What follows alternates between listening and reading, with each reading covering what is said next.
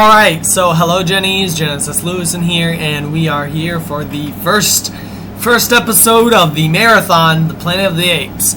Alright, so I just got done watching Escape from the Planet of the Apes. That was, you're probably wondering why I didn't do the first, because I'm going in chronological order, so I'm going to do the original series in chronological order. Then I'm going to do the, Tim Burton one, duh. And after Tim Burton, I'm going to do the new series. I call them the Burton series, the original series, and the reboot. Right now we're doing the original. So, but other than that, first we already reviewed Escape from the Planet of the Apes. This was directed by Don Taylor and written by Paul Den.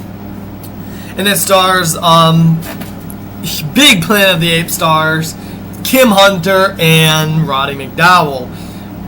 Legendary for most of these goddamn films. At least to me. But let's get into this. So, spoiler warning, spoiler warning, spoiler warning. Click off now if you don't want to get spoiler warning. But other than that, so the film starts off with basically where the very last in the timeline ends. Because I want to save that, I'm not going to give information on it. I'm just going to give a full understanding.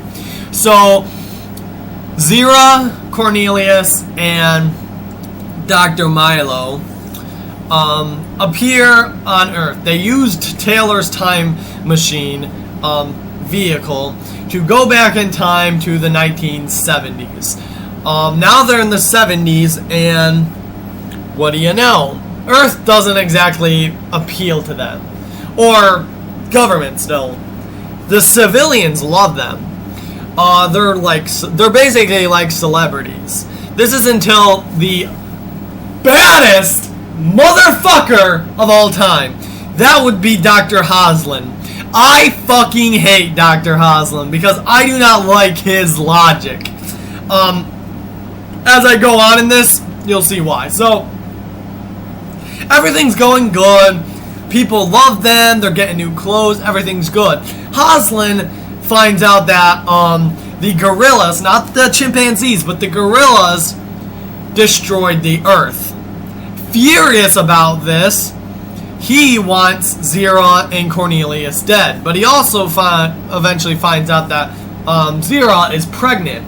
And he also wants, Zira's baby dead, because he feels, one day the world will be killed. Like, one day the world will be bad by fucking talking monkeys. So, you get an idea. I actually like the president in this. I don't know who plays him. If I find out, I don't know. I'll put it in the link below. But I like the president because he basically tells him, fuck you. And I love how he says, let me be honest with you. We're not going to be in office when the world is dead in 3955. The fucking USA probably isn't going to be around. So I'm pretty positive Haslin ain't got anything to worry about, because he'll be long dead.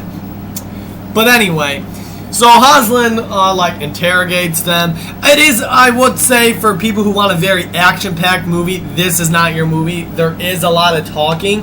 But if you want a sit-down, dramatic-feeling movie, I can tell you this is the movie. Hell, there's even parts where I cried in this movie. It's that good. If you don't know, I'm a big fan. I think I've said it in the past. I love origin stories, and I love origin story movies. Anything that gives backstories, I prefer those more than anything. But in this series, it's probably the reason I have that feeling, because this Escape of the Planet of the Apes, this is the movie that I just really do generally enjoy. If I had to say one fault with the movie, it would probably have to be that I feel Haslin doesn't get the comeuppance he should have, and the epilogue was a little creepy. But other than that, nothing too bad. And if you're probably asking why I think the epilogue is creepy, well, if you heard the saying, Mama, Mama, over and over again being said on a very, very baby young voice, it sounds creepy. But yeah. That's Escape from the Planet of the Apes. Personally, I really do like this film, and it's just a gold mine. If I say if you can get your hands on Escape of the Planet of the Apes, which it's really expensive to get these movies alone. So if you really want to watch this, and I permit you do, if you're like just thinking, oh, what should I watch today? And you think Planet of the Apes, and you say, what should I start with? I'd say this. Now, there are things in here that are going to be confusing, like who the hell Taylor is, or who's Brody, and a lot of the Easter eggs, but there's a reason I watch these. Whenever I watch these in order, like I'm doing now for this marathon, I always watch them in what I believe is chronological order, starting with Escape. Tomorrow we're going to be doing a review of Conquest, and then after that, there's a lot of things. So yeah, hopefully you enjoyed this review. I know it was I didn't do the face thing. I'll probably do that when I'm discussing what I believe is a normal understanding of the series. There's 2 non-review videos coming out in this marathon. That'll be a timeline, a concrete timeline of the original series, then the Burton series explanation, and then so 3 timelines, 1 video. That'll be the timeline video also in the marathon. And then the second video will be Burton's timeline. Yes, Burton only has 1 film, but I'll also include all the information that's given in that film about how his timeline works. And I'll also include his supposed sequel, Planet of the Apes 2. I know, right? He tried to break the mold, creep. But anyway, have a good day. Peace out, Jennies, and Conquest of the Apes tomorrow. Peace out.